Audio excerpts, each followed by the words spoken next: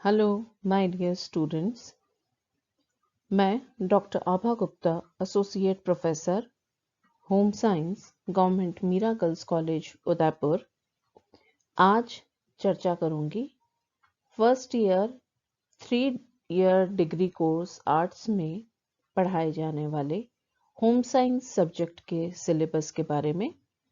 हम चर्चा करेंगे पेपर 1, जिसका नॉमेनक्लेचर या नामकरण है ह्यूमन फिजियोलॉजी अथवा शरीर क्रिया विज्ञान।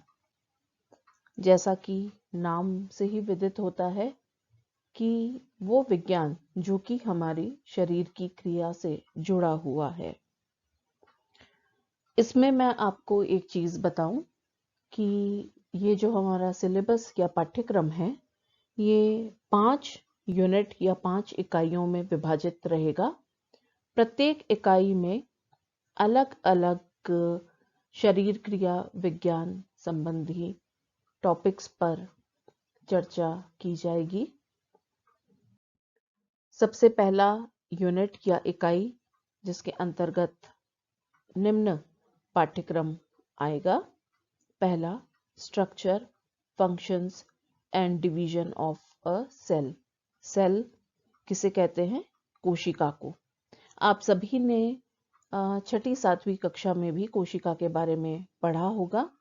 तो इसका आकृति इसकी कैसी होती है, इसकी बनावट कैसी है, संरचना कैसी है, इसके क्या कार्य हैं और किस प्रकार से कोशिका का विभाजन अलग अलग तरीके से होता है, वो इसके अंतर्गत हम जानेंगे। साथ ही साथ हम चर्चा करेंगे tissues of the body, general characteristics and functions. Tissues जिन्हें हम ऊतक कहते हैं, तो किस प्रकार के ऊतक हमारे शरीर में कहाँ कहाँ पाए जाते हैं, इनकी क्या विशेषताएं हैं और इनके क्या विशेष कार्य हैं, इसकी भी चर्चा इस इकाई के अंतर्गत की जाएगी। दूसरा पॉइंट है इसमें blood, composition, function, blood clotting, blood groups और ब्लड ट्रांसफ्यूजन।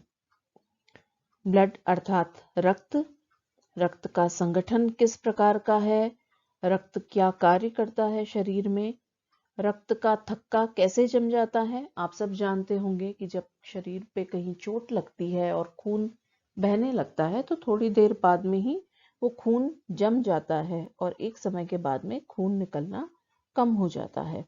तो ये जो रक्त का थक्का है किस प्रकार से बनता है, कितने अलग अलग प्रकार के रक्त समूह पाए जाते हैं और किस प्रकार से रक्त परिसंचरण होता है हमारे शरीर में, इसकी चर्चा की जाएगी।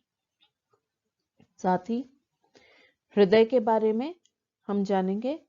हार्ट, उसका स्ट्रक्चर अर्थात उसकी संरचना किस प्रकार की है, उसके क्या कार्य हैं, किस प्रकार से जो हृदय से निकलने वाली विभिन्न वाहिनियां हैं वो क्या कार्य करती हैं, ब्लड प्रेशर या रक्त दबाव, रक्तदाब जिसे हम कहते हैं, क्या होता है, पल्स रेट क्या है, ये सारी चर्चा जो है इस इकाई के अंतर्गत फर्स्ट यूनिट में की जाएगी। यूनिट 2, इकाई 2, जिसमें हम चर्चा करेंगे स्केलेटन सिस्टम या हमारे शरीर का जो कंकाल तंत्र है। जैसे कि कोई भी स्ट्रक्चर, कोई बिल्डिंग या मकान जिस तरीके से ईंटों से बनी हुई दीवारों के ऊपर खड़ा होता है, इसी प्रकार से हमारा शरीर भी जो है वो शरीर में विभिन्न हड्डियां पाई जाती हैं और इन हड्डियों के सहारे ही हमारे शरीर को एक आकार प्राप्त होता है।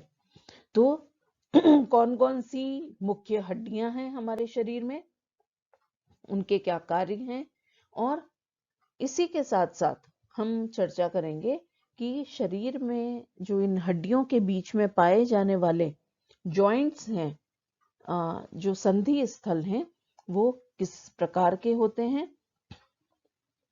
हमारा जो शरीर है उसमें किस तरीके से श्वास का लेना और छोड़ना होता है, structure and function of respiration, mechanism of respiration, और किस तरीके से श्वास अंदर आती है, श्वास छोड़ी जाती है, फेफड़ों का इसमें क्या रोल रहता है, ये चर्चा हम यूनिट 2 के अंतर्गत करेंगे।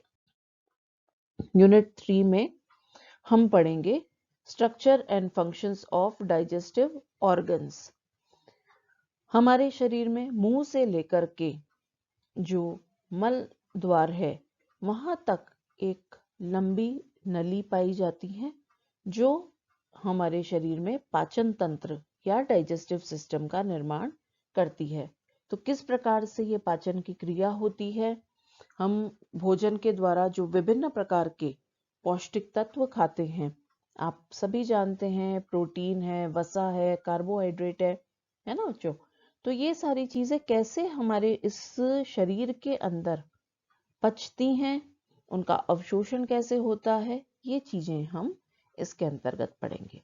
साथ ही साथ हम चर्चा करेंगे एक्सक्रीटरी सिस्टम या उत्सर्जी तंत्र, जिसमें विशेष रूप से हम जानेंगे कि हमारे जो यूरिनरी सिस्टम है या जो मूत्र निर्माण की प्रक्रिया है, किस प्रकार से शरीर में मूत्र का निर्माण होता है, जो एक्स्ट्रा पानी है शरीर के अंदर वो किस प्रकार से क्षमता है हमारे वृक्क या किडनी के अंदर, कैसे वो मूत्रवाहिनियों के द्वारा जो है वो शरीर से बाहर निकाल दिया जाता है, इसकी भी हम चर्चा इस इकाई के अंतर्गत करेंगे। चौथा हमारा प्रमुख यूनिट है नर्वस सिस्टम, या जिसे हम तंत्रिका तंत्र कहते हैं, जिसके अंदर विशेष रूप से आता है हमारा सेंट्रल नर्वस सिस्टम, अर्थात हमारा ब्रेन और हमारी रीढ़ में की हड्डी में पाई जाने वाली मेरुरज्जु या स्पाइनल कॉर्ड जिसको कहते हैं। तो कैसे हमारा दिमाग किस प्रकार से बना हुआ है, कैसे कैसे इसके अंदर जो है वो सलवटें पाई जाती हैं, ये कैसे काम करता है ना। हम देखते हैं कि कोई भी चीज हमारे आसपास होती है तो हमारे शरीर में एक प्रतिक्रिया होती है, तो उस प्रतिक्रिया को हम कहते हैं रिफ्लेक्स आर्क या प्रतिवर्ती चाप। जैसे कि मान लीजिए कि आपके हाथ पर मच्छर जैसे ही बैठता है, आपका दूसरा हाथ तुरंत उसे उड़ाने के लिए उठ जाता है, या सांप को देख करके एकदम से चीख निकल जाती है। ये सारी चीजें जो है ये हमारा नर्वस सिस्टम ही डिसाइड करता है। और पांचवा यूनिट हमारा जो है वो चर्चा करता है दो चीजों के बारे में, एंडोक्राइन सिस्टम जिसे हम अंतःस्रावी ग्रंथियां कहते हैं। हमारे शरीर में मस्तिष्क से लेकर के शरीर के निचले हिस्से तक अनेक छोटी छोटी ग्रंथियां पाई जाती हैं, और इन ग्रंथियों से एक विशेष रूप का रस या स्राव निकलता है जिसे हार्मोन कहते हैं। और इन हार्मोन के कम या ज्यादा निकलने से किस प्रकार हमारा शरीर में जो है वो परिवर्तन आते हैं, इसकी चर्चा इस यूनिट के अंतर्गत की जाएगी। और नवा लास्ट टॉपिक है हमारा सेंस ऑर्गन या संवेदी अंग। हम जानते हैं हमारे शरीर में प्रमुख 5 संवेग अंग हैं। सबसे पहला जैसे आंख, कान, जीभ, नाक और त्वचा। इनके क्या कार्य हैं, कैसे ये हमें विभिन्न सूचनाओं को प्रदान करते हैं, इनकी बनावट क्या है, ये सारी जानकारी हमें इस यूनिट के अंतर्गत मिलेगी। तो इस प्रकार बच्चों ये जो शरीर क्रिया विज्ञान का आपका फर्स्ट पेपर है ये 5 यूनिट के अंदर विभाजित है, और अलग अलग यूनिट को हम शुरू से लेकर के अंत तक पढ़ेंगे। बहुत सी चीजें आपने पहले भी पढ़ रखी होंगी और कुछ चीजें जो है इसमें नई ऐड की जाएंगी। आशा है कि आपको ये पेपर जो है काफी रोचक लगेगा। क्यों? क्योंकि ये सारी चीजें जो हैं बच्चों, ये आपके शरीर में पाई जाती हैं। तो जब आप किसी भी टॉपिक को पढ़ेंगे तो उसे अपने आप से भी जोड़ने की कोशिश करिएगा। जैसे मान लीजिए कि हम पढ़ रहे हैं कि कान का स्ट्रक्चर कैसा है, तो आपके कान को टच करके देखिए कि किस तरीके की सलवटें हैं, कैसी उसकी बनावट है, आंख है कैसे वो झपकती है ना, हृदय है तो आप उसको इमेजिन करके देखिएगा कि कैसे हमारे हृदय में से छोटा सा हृदय है और उसमें कितना सारा रक्त जो है वो बराबर पंप होता रहता है, 24 घंटे वो धड़कता रहता है, एक पल के लिए भी वो विश्राम नहीं करता है। तो ऐसी विज्ञान से जुड़ी रोचक चीजें हमें इस पेपर के अंदर जानने को मिलेंगी।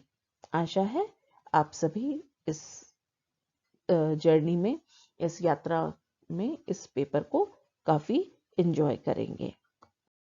थैंक यू बच्चों, बहुत बहुत धन्यवाद।